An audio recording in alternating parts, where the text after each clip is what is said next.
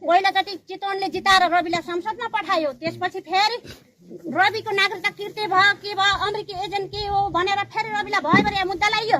अनि फेरि रविलाई आएर चितवनमा जनताले फेरि चाहे, फेरि निर्वाचनमा होमियो चितवन।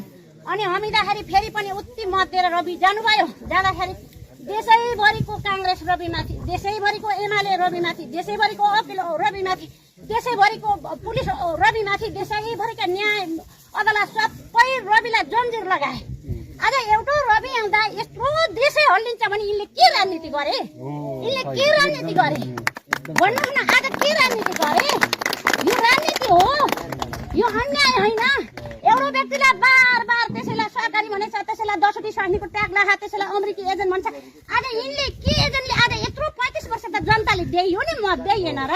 एमाले भए पनि दियो, काङ्ग्रेस भए पनि दियो, माओवादी भए पनि दियो नि। मत त हाल्ने खाने हामी जनताले त। तर यिनले हाम्रो मतको कदर गर्न पर्दैन कि संविधान राम्रो लेखियोस् कि सबैले कानुन एउटै होस्।